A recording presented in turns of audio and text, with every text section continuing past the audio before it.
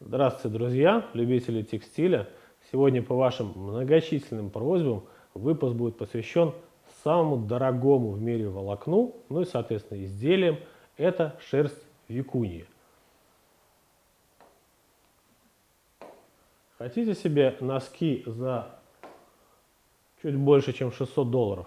Если да, то добро пожаловать в клуб любителей викуньи. Что же это за зверь такой, откуда он появился и откуда такая баснословная цена на изделие? Сегодня об этом и поговорим. Итак, викунья. Это небольшое животное вида верблюдовых, к которым также относятся верблюды и ламы. Верблюды живут на другом континенте, а к виду лам относятся сама непосредственно лама, альпак, гуанако и викунья. Это вид парнокопытных млекопитающих. Длина викуньи небольшая, около 1,5 метра, рост в плечах около метра, а масса 50 килограмм. Это очень нежное, грациозное и красивое животное с очень красивой шерстью. Обитает такое животное, как викунья, в странах Южной и Центральной Америки. Это Перу, Аргентина, Чили и Боливия, ну частично в Эквадоре. Живут они на высоте от 3 до 5 тысяч метров в Андах, в горах, где мало кислорода, мало травы, мало еды. Но это животное прекрасно приспособлено к таким условиям, поскольку обладает вот этой чудесной густой шерстью, которая обеспечивает очень хорошую теплоизоляцию и хороший теплообмен. Считается, что викунью нельзя приручить и нельзя одомашнить, что, в общем-то, кстати, тоже влияет и на то, почему волокно стоит так дорого. Они могут жить в неволе, но тогда шерсть их очень быстро теряет свои свойства и уже не будет такой прекрасной, как шерсть животных, выращенных, которые живут на свободе. Вот обратите внимание, страны-экспортеры шерсти викуньи, ее в год добывается очень мало, всего около 10 тонн волокна. Представьте, сравните это с сотнями тысяч и миллионами тонн выпускаемых химических волокон, хлопка или других волокон. А тут 10 тонн. Что это такое? Вообще ничего, если распределить это на весь мир. Поэтому, конечно же, это удел только богатых людей. Обратите внимание, Перу экспортирует всего каких-то там 706 килограмм в год, Чили, Боливия, Аргентина еще меньше. Это волокно ценится настолько высоко в этих странах, что даже на гербе Перу мы можем увидеть изображение викуньи. Но для того, чтобы понять ценность этого волокна и ценность этого животного, нам нужно перенестись немножко назад в историю, для того, чтобы понять вообще, как развивалось производство викуньи, откуда оно пошло. Значит, шерсть викуньи стригут всего лишь раз в 2 года, то есть через 2 года на третий. И в результате этой стрижки с одного животного состригают всего 200-250 грамм шерсти, а после очистки ее становится еще меньше, всего лишь 150 грамм. То есть для того, чтобы получить килограмм, нужно постричь 5 животных, а чтобы получить шерсти на одно мужское пальто, нужно остричь от 25 до 30 животных. Шерсть викуньи состригают не полностью, оставляя полсантиметра, для того, чтобы животное не замерзло, и чтобы он мог осуществляться дальнейший ее теплообмен. После чего животных отпускают после стрижки. Шерсть викуньи очень мягкая, очень легкая и прочная, обладает уникальными теплоизолирующими свойствами, но и в то же время это шерсть редкая, шерсть очень дорогая. Из-за этой дороговизны, из-за такой прекрасной шерсти люди убили практически всех викуней. К 60-м годам 20 века их осталось, представьте, всего лишь от 6 до 10 тысяч. Это вообще ничего. Давайте поговорим, откуда она пришла.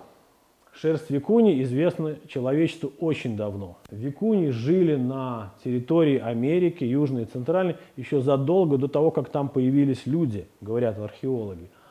А по наскальным рисункам археологи установили, что тысячи лет викуньи проживают вместе с другими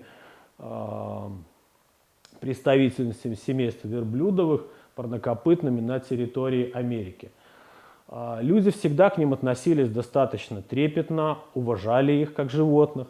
На территории Америки не было ни коров, ни лошадей, ни овец, и поэтому разводили они именно представителей семейства ламовых. Ну а расцвета культ викуньи получил во времена империи инков с XI по XVI века нашей эры. Инки относились к викуньям очень трепетно, волокна их называли золотым руном, шерсть ценилась очень высоко. Это тоже доказывают различные рисунки, свидетельства, золотые украшения, керамические украшения, которые были найдены археологами в период инков. Считалось, что шерсть викуньи обладает целебными свойствами. И считалось, что только люди с чистой кровью солнца, то есть сам инка и члены его семей, которым поклонялись как богам, имели право носить изделия из шерсти викуньи. Одевались в нее сам инка, его койя, то есть законная жена, а законная жена инки могла быть только его родная сестра, подчеркну. То есть там кровосмешение никаким грехом абсолютно не являлось. И законные дети. Так об этом писал инка Гарсиласа де ла Вега, это историк, летописец истории инков. Кому будет интересно подробно почитать, можете обратиться вот к этой книге. Он сам отпрыск одной из династий инков, и поэтому он очень хорошо описал их жизнь, традиции, обычаи в этой книге. Одежда и даже постельное белье инки делали из шерсти викуньи. Причем сам инка не одевал одежду дважды. Если он один раз одел, то потом он уже отдавал своим родственникам или вассалам, которые тоже могли себя побаловать одеждой из викуньи. Очень интересный в империи инков был запрет об охоте. Закон о запрете охоты. В течение длительного времени никому в империи инков не разрешалось убивать животных. Ни хищных, ни оленей, ни косуль, ни лам, ни тем более викуньев. Никому. Этот запрет действовал очень жестко. Соответственно, все вассалы, все подданные государства должны были питаться либо растительной пищей, либо заготовленным мясом, потом расскажу откуда, либо они могли убивать мелкую птицу, но даже на это требовалось разрешение. При неисполнении этого закона каралось смертью такое поведение. Вообще инки очень легко за малейшую провинность смертную казнь использовали. И только несколько раз в год разрешалось убийство животных. По какому поводу, я вам сейчас расскажу. Как вы думаете, почему инки ввели такой закон о запрете охоты? С чем это было связано? Свои мысли по этому поводу пишите в комментариях, я обязательно отвечу, и напишу, какой ответ был правильный. Но согласитесь, закон очень интересный. Он дал свои плоды, и в империи инков животные водились в невообразимых количествах. Они свободно гуляли по всем территориям, пастбищам, заходили в дома, и, в общем-то, убивать их было нельзя. Вот такая вот интересная штука. Охота проводилась раз в год. Эта охота на животных и на викунью в том числе называлась чаку, что в переводе с индейского называется место или загон для охоты. Что такое чаку? Огромное количество индейцев, империи инков, тысячи, окружали какую-то территорию, где паслись животные, и где были, соответственно, стада викуней, гуанака и других животных. Окружали ее на очень большой территории. Они держали ленты, они держали какие-то веревки и образовывали такой огромный загон на много километров. А потом начинали сходиться громкими криками, загоняя животных в центр этого круга. Вот это и есть чаку. Когда этот круг смыкался, начиналась непосредственно охота. Но она была очень исключительно гуманной. Убивали только хищников, которые вредили, соответственно, стадам ламовых, и гуанака, и викуньев. Убивали старых и больных животных. Самок в детородном возрасте отпускали. Самцов убивали, но оставляли тех самцов, которые были наиболее рослые и красивые. То есть это определенный такой был селекционный отбор. Гуанако и викуний стригли и отпускали.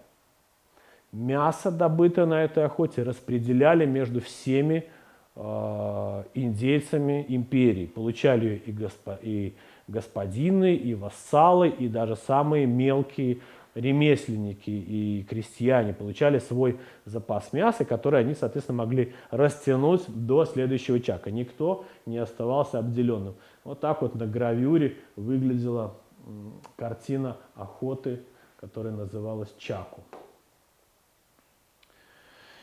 Эта охота проводилась тоже, как я вам и говорил, через несколько лет, только индейцы делали не через 2 года, а через 3, чтобы шерсть викуни отросла до необходимой длины. Они уже тогда понимали, что больше она не вырастет, растет она медленно, а для того, чтобы создалось впечатление, что охота идет каждый год, вся империя была разбита на 4 провинции, и, соответственно, каждый год в какой-то провинции происходила эта охота. Вот, то есть как бы земля оставалась под паром, как говорят в сельском хозяйстве, и в следующий год охотились на новой территории. Кроме того, за эти годы животное должно было отдохнуть от морального потрясения, полученного во время чаку. Вот так вот индейцы заботились о животных. Сейчас, даже мне кажется, так о них уже и не заботятся. Кроме того, происходила не просто охота, а иногда происходила королевская охота, в которой участвовал сам инка. Они огромное количество индейцев для этого привлекали, до 50 тысяч. Вот, и так вот выглядит сама церемония чаку уже сейчас. Вот этот загон, а вот захваченная викуня, которую несут для того, чтобы ее постричь. Вот, во время большой королевской охоты до 100 тысяч человек не участвовало, инка ей руководил. И загоняли они до 300 тысяч голов скота. Представляете, какое это было масштабное событие. Оно сопровождалось религиозной церемонией, кучей обрядов и так далее. Это такой был огромный праздник в жизни империи. Таким образом, все шло прекрасно. Поголовье викуни составляло, по разным оценкам, от 1,5 до 4 миллионов голов пока что. Пока Колумб не открыл Америку и колонизаторы испанские не пришли со своими законами, со своими аркебузами, со своим домашним скотом, лошадьми, овцами, козами, которые заняли территории, заняли пастбища, где жили викуни, и стали для начала их оттеснять в более высокогорные районы, где европейский скот жить не мог. Кроме того, эти животные привезли с собой свои европейские болезни, которыми стали они заражать викуни и ламовых. Они стали болеть, умирать от чумы тысячами и десятками тысяч. Но это было еще не все. Соответственно, когда испанцы завоевали империю инков, опало достаточно быстро. Конечно, они не могли сопротивляться аркебузам и пушкам. Индейцев заставили работать в шахтах. С индейцев брали налог, кроме золота, серебра, брали налог шерстью викуней, потому что очень быстро поняли испанцы ценность этого волокна. И оно начало поставляться в Европу, монарху, на продажу. Конечно, очень быстро оценили, какие легкие, какие прекрасные ткани получаются из ее шерсти. И необходимо было их и больше, больше, больше, больше, больше. А завозили, наоборот, колониальные товары в европейские страны. Очень быстро церемония чаку превратилась в другой чаку, когда животных также загоняли, но уже не стригли, а убивали, потому что так было проще. И многовековой запрет инков, запрещающий убивать этих животных под страхом смерти, очень быстро был забыт под влиянием испанцев, и поголовье викуний стало очень быстро сокращаться. Сами испанцы тоже в своих хозяйствах устраивали чаку с помощью индейцев, убивали викуней, снимали с них шкуру, а шкуру потом выщипывали из нее волокна. Для викуней настали темные времена, поголовье их стремительно сокращалось, так что периодически перуанское правительство и испанские колонизаторы озабочивались этим вопросом. Первый закон в 1557 году, в XVI веке, пытались запретить охоту на викуней и гуанако сроком на 5 лет. Это не возымело свое действие, слишком уж большие доходы получали индейцы и испанцы, в первую очередь испанцы, от торговли и продажи этих шкур. Затем уже испанский король озаботился, когда ему донесли, что меньше стало добиваться шкуры викуни и ее шерсти. Он озаботился и через 200 лет издал испанские королевские приказы, в которых он запретил убивать викуней и повелевал состригать с них шерсть живыми, а также пытались их опять же одомашнить. После освобождения Перу и Симоном Боливаром, такие вы знаете, народный освободитель, вот так вот он выглядел, он издал один из первых законов, считается первый природоохранный закон Америки о защите викуней. Ну и появлялось множество других законов. В 1920 году, это уже 20 век, было запрещено производство тканей из шерсти викуней, продажи, запрещался экспорт, ограничивался экспорт, выдавались лицензии. Но, понимаете, выгода была настолько высокая, что не могли никакие законы повлиять на браконьерство, не могли повлиять на добычу викуней. В результате пришли к чему? Что в 60-х годах 20 века существовало 26 правовых положений, которые защищали викуней. Тем не менее, их численность сократилась на всей территории обитания, во всех 4 странах, до 6 тысяч особей.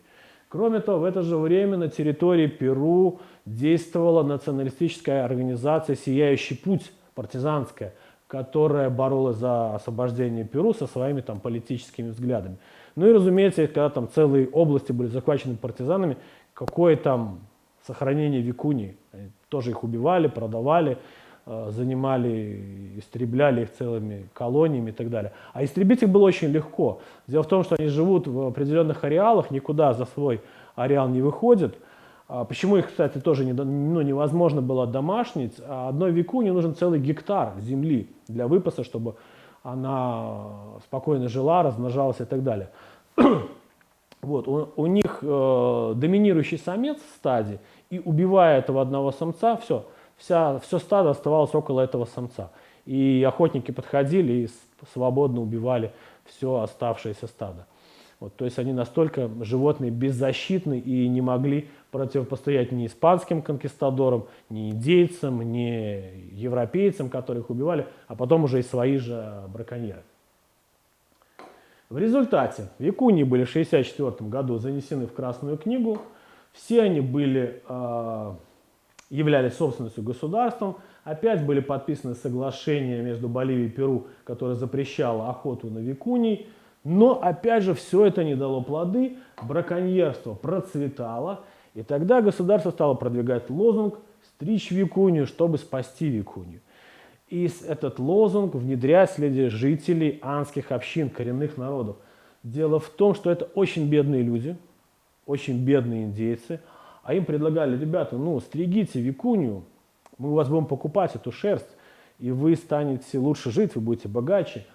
А дело в том, что стриженная викунья для браконьеров никакого интереса не представляла, их интересует только ее шерсть. И стали перуанское правительство вот этот вот лозунг пытаться внедрять среди местного населения. Но индейцы восприняли это так себе. Им больше нравилось охотиться на викунью, чем их ловить и стричь, потому что это было быстрее, это было проще, у них был домашний скот. И переубедить их, вернуть их к традициям инков оказалось чрезвычайно тяжело. Была создана в 1994 году программа по сохранению викуней с участием местных общин.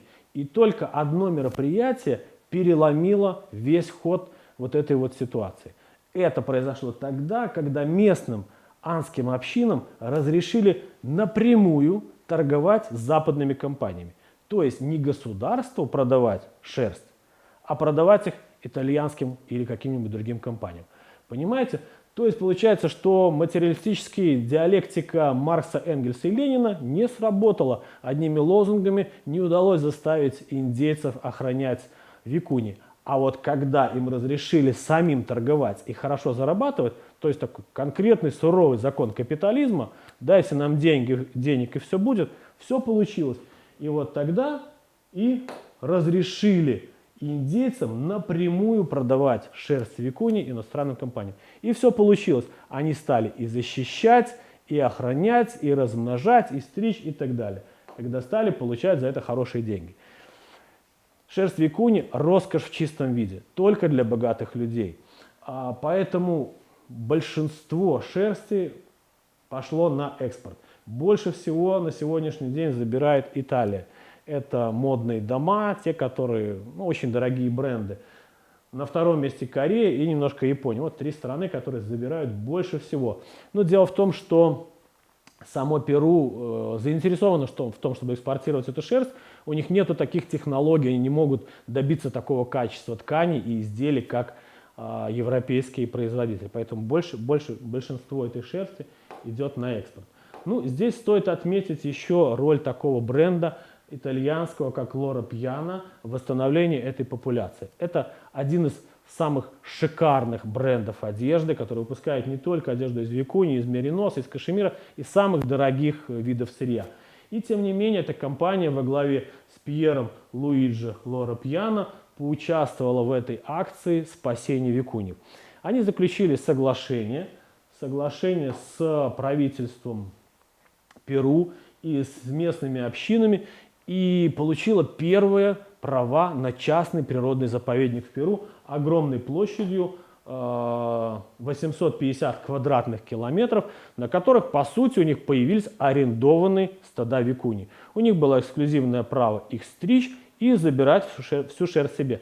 А платили они индейцам анских общин за это. И платили очень хорошо. За килограмм шерсти они платили $420, а за килограмм очищенной шерсти уже $650. Вдумайтесь в эти цифры. То есть за урожай около тонны такая община получала $400 тысяч. Кроме того, компания Loro Piana вкладывала и большие деньги, часть от доходов в развитие, в защиту от браконьеров, технические средства, в размножение, в медицинскую поддержку этих компаний и так далее. Это, конечно, не меценатство, вы понимаете, это не благотворительность, это чистый коммерческий расчет. Но когда коммерческий расчет итальянской фирмы совпал с интересами государства, совпал с интересами беднейших слоев населения Америки, это, я считаю, очень неплохо, когда вот два в одном, да, вот такое вот получилось сочетание. В современной Америке существует два варианта разведения викуний. Это на свободе и в полусвободе, это значит на каком-то огороженной очень большой территории. Или вот так, как раньше. Точно так же стригут сейчас шерсть, как и времена инков. Появилось наказание для браконьеров. Наказание это огромное. 15 лет лишения свободы. Для перуанской тюрьмы 15 лет это практически, вы понимаете, кто фильмы смотрел про американские тюрьмы, это практически смертная казнь.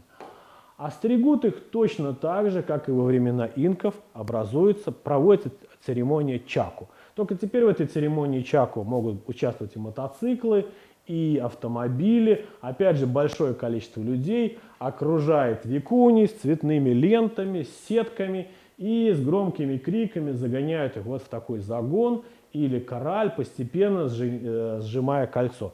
Здесь этих викуни метят, переписывают их данные, в ухо надевают сережку, самцу надевают сережку в правое ухо, самке в левое, пересчитывают, если необходимо, лечат и стригут. Стригут, опять же, не всех. Беременных детей не стригут, тех, которых стригли раньше, не стригут, и аккуратненько их всех обстригают и выпускают на волю. Все довольны, все смеются, все как раньше, все живы, здоровы, и популяция размножается. На сегодняшний день она уже перевысила 200 тысяч особей и постепенно приближается к тем цифрам, которые были во времена инков. Стригут этих викуни электрическими машинками, они позволяют снять очень ровное руно.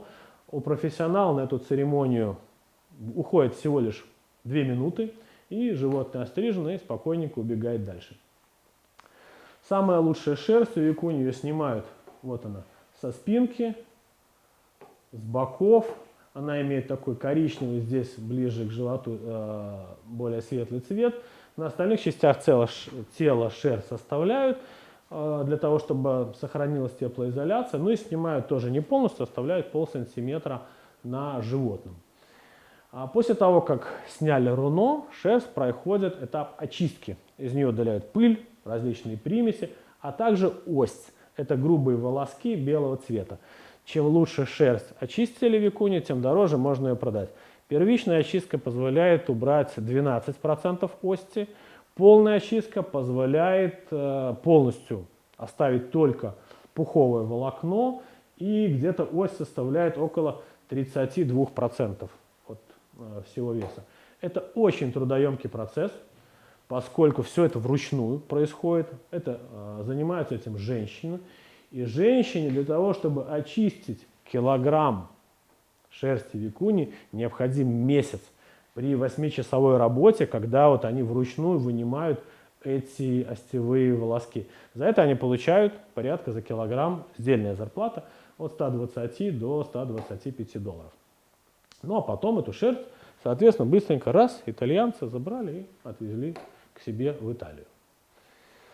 Давайте посмотрим, что же из себя представляет шерсть викуни. По сути, это обычная шерсть, только отличается чем-то по свойствам. Состоит из пухового волоса, переходного возраста и небольшого количества ости. Шерсть, напомню, это единственное волокно, которое имеет чешуйки на своей поверхности. Вот здесь мы видим шерсть, и вот эти грубые – это остевые волокна. Чешуйки или образуют слой кутикулы, который защищает волокно от повреждений механических. Ну а самое главное, что эти чешуйки, вот видите, как черепички расположены, накладываясь друг на друга, задерживают воздух, потому что воздух обладает очень низкой теплопроводностью. Ну и, соответственно, почему шерстяное волокно теплое? Потому что оно вот сохраняет этот воздух под чешуйками. Волокно шерсть викуни очень мягкое, легкое и теплое. Давайте разбираться, почему. Ну и так. Здесь мы видим на фотографии под очень большим увеличением волокно викуни. Диаметр волокна тоньше кашемира и составляет от 10 до 16 микрометров. А средняя толщина где-то 12-13 микрометров, тоньше, чем все остальные шерстяные волокна. Ось 25 микрометров удаляют. Количество чешуек на 100 микрометров волокна викуни 10-12, у кашемира 6-7, у мериноса тоже 9-10-12, поэтому по количеству чешуек оно соответствует мериносовому волокну, и поэтому такое же теплое, как и мериносовая шерсть. Ну вот давайте сравним разные шерстяные волокна по толщине, наиболее распространенные. Мы видим самое тонкое 12-13 микрометров, это шерсть викуни. Следующее идет шерсть кашемира 14-19 и супер-ультра тонкий меринос 16 и менее миллиметров. Дальше идет шерсть альпака, шерсть яка и так далее. Ну, для сравнения, посмотрите, человеческий волос толщиной от 60 до 120 микрометров. Ну, в 10 раз толще, чем волокно шерсти викуни. Ну и цена на такое волокно абсолютно, обратите внимание, зашкаливающая. 600-800 долларов за килограмм очищенной шерсти. На втором месте шерсть кашемира. Почему такая цена? Ну потому что редкая. Вы же знаете, человек готов платить за то, чего нету у других. То есть за редкость, за бренд и так далее. В первую очередь, конечно, это. Ну и, конечно, за его свойства уникальные. Но свойства его не в десятки раз превышают свойства других волокон. Так что в первую очередь, конечно же, это бренд. Итак, мы выяснили, почему волокно мягкое. Почему ткани мягкие изделия? Потому что волокно очень тонкое. Почему легкие? Потому что волокно очень тонкое. Тонкая пряжа, тонкие ткани можно получить. Ну а теплые за счет структуры самого шерстяного волокна. Длина такого волокна от 25 до 45 миллиметров. Волокно очень равномерное. Это связано с регулярностью стрижки и самой структуры этого волокна. Коэффициент вариации по толщине волокон всего около 20%. Это очень мало. Значит, волокна по толщине равномерные, а значит, изделия тоже будут очень равномерные. И ткани, и трикотаж будут иметь очень красивый внешний вид. Разрывная нагрузка волокна от 4 до 6,4 см на текст в принципе соответствует свойствам обычной хорошей шерсти. Высокие теплоизоляционные свойства у изделий мы теперь знаем почему, из-за структуры шерстинок. А еще одной особенностью шерсти викуни является отсутствие в ее структуре ланолина, который есть, например, в овечьей шерсти. А этот ланолин может являться аллергеном для некоторых людей, которые не могут носить овечью шерсть или другую шерсть. Носите тогда вот изделия из шерсти викуни, и будет вам счастье.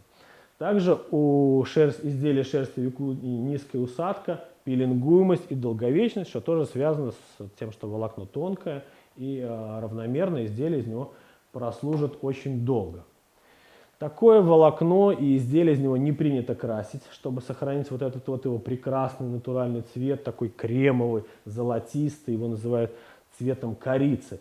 Но, тем не менее, некоторые современные бренды красят его, в основном в синие, черные цвета. Не красят его, чтобы сохранить его, чтобы химическое воздействие не испортило структуру. Но королева Виктория в конце 19 века ввела моду на пальто из викуни с подстриженным ворсом черного цвета. И, в общем-то, это было первое, что тогда вызвало моду на окрашенную викунью. Продукция из шерсти викуньи – это роскошь в чистом виде. Еще раз повторюсь, из нее делают шарфы, шали, палантины, пальто, свитера, пиджаки, аксессуары. И даже маечки вы можете увидеть из викуни, но делают это только самые дорогие бренды европейские, английские, японские. Такие как Лора Пьяна, Zegna, Cabal, Colombo, Agnona, Brunello Cucinelli. На многих их сайтах вы даже не найдете цены на эти изделия. Почему? Потому что они делаются только под заказ. Ну вот у Лора Пьяна вы найдете ценники, а у других, пожалуйста, заказывайте. Это только для 10-20 клиентов, которые закажут изделие и получат его по баснословной цене. Ну, например, фирма Colombo, которой руководит Роберт Коломбо, имеет единственную в Перу стадо викуний альбиносов. Представляете, викуни альбиносы. Соответственно, раз в несколько лет они могут выпустить коллекцию из белых палантинов. Их всего выпускается 50-60 в несколько лет. И это самые легкие палантины. Вес такого палантина всего лишь 56 грамм. Ну и стоит он на скидке порядка 3000 евро. Всего несколько сотен, как я сказал, таких изделий выпускается в год. Давайте посмотрим на ценники этих изделий. Некоторые я вам привел. Ну вот, например, такое пальтишко фирмы Colombo из 100% викуни на скидке вы можете купить за 33 тысячи евро. А свитерок с своеобразным вырезом, крашеный Лора Пьяна, за 3300 евро. Если же вы хотите дизайнерское пальто фирмы Agnona, то вам придется заплатить уже порядка 100 тысяч долларов. Путем нехитрых подсчетов, и я всегда это говорю своим студентам, обратите внимание, какую доходность получают эти компании.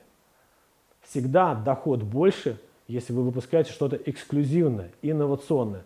Допустим, даже килограмм этой пряжи после обработки стоит 1000 долларов. Из килограмма можно сделать несколько таких вот джемперочков. Тут, наверное, 3. То есть по сырью его стоимость порядка 300-400 долларов. А он продается почти в 10 раз дешевле, дороже. Даже если мы сюда положим издержки на оборудование, переработку, зарплату, налоги и так далее, это составит еще максимум 300 долларов, и то гораздо меньше. А все остальное это легло в карман тому, кто выпустил. Вот почему такие производства эксклюзивных вещей исключительно рентабельны. Для того, чтобы увидеть и понять, что ваши изделия действительно получены из шерсти викуни, на них обязательно должно быть нашиты вот такие вот бирочки 100% викуни, legally shared, то есть острижено официально, острижено обязательно живьем, на кромке ткани выбивается специальная маркировка. Я знаю, что среди моих подписчиков очень много женщин, которые умеют и любят вязать.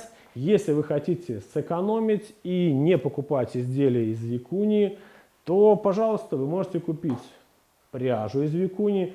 Вот такой вот клубочек 25 грамм обойдется вам в 265 долларов. Не знаю, можно ли что-то связать из такого клубочка. Если вы знаете, то напишите, пожалуйста, мне интересно в комментариях. Но если вы не знаете, что из него связать, вы можете просто купить такой клубочек, поставить его на полочку и трогать его иногда. Но, тем не менее, я посчитал, что все равно связать что-то получится в 3-4 раза дешевле, чем покупать эти изделия в магазинах или заказывать где-то. Если среди моих подписчиков все-таки есть счастливые обладатели изделий из шерсти викуни, будет очень интересно почитать ваше мнение об этих материалах. А если у вас стоит вопрос, что подарить президенту или какой-нибудь царствующей особе, то теперь вы знаете, что без проблем вы можете подарить им изделие из шерсти викуни, как мы видим на этой фотографии 24-го экономического форума ОПЕК, который происходил в Перу. И вот всем президенты получили от президента Перу вот эти прекрасные накидки из палантина. Таким же подарком были удостоены Папа Римский от президента Перу Алана Гарсии. Он подарил палантин из викуни римскому папе, которого недавно похоронили, Бенедикту XVI. А здесь мы видим принца, а теперь уже короля Чарльза, который не один десяток лет уже щеголяет вот в этом прекрасном пальто из викуни. Конечно же, бизнесмены не могли допустить, чтобы такие доходы оставались только в руках у итальянцев и у перуанского правительства. Нужно было срочно что-то придумать, а как же все-таки заработать самим на этом бизнесе? Дело в том, что перуанское правительство запрещает продажу викуни, животных в детородном возрасте и детенышей. Они должны целиком оставаться на территории этих государств. И тогда ушлые бизнесмены придумали следующее. Они взяли и скрестили альпака и викунью. Мама альпака, а папа самец викуньи. И получили гибрид, который называется пака-викунья.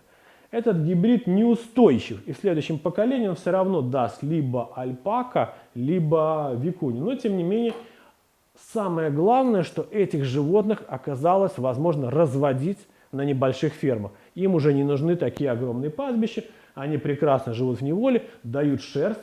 Обратите внимание, шерсть практически такая же, не уступает по свойствам шерсти викуни, 13-24 микрометра, чуть ниже однородность, но в общем это обладает всеми теми же прекрасными качествами. Но стричь можно ежегодно, шерсти состригается больше, меньше остевого волоса, который нужно вручную удалять, и живут в неволе. И стали появляться фермерские хозяйства и в США, и в самом Перу. Ну и, разумеется, анские общины негодуют. Как это? Это же влияет, это мешает их бизнесу, их монополии. Поэтому, в общем, вот эта практика разведения шерсти по викуни очень сильно бьет по бизнесу коренных народов. Если вы думаете, что эти бизнесмены стали продавать эту шерсть дешевле, отнюдь нет. Посмотрите, пожалуйста, на стоимость шерсти из пака викуни.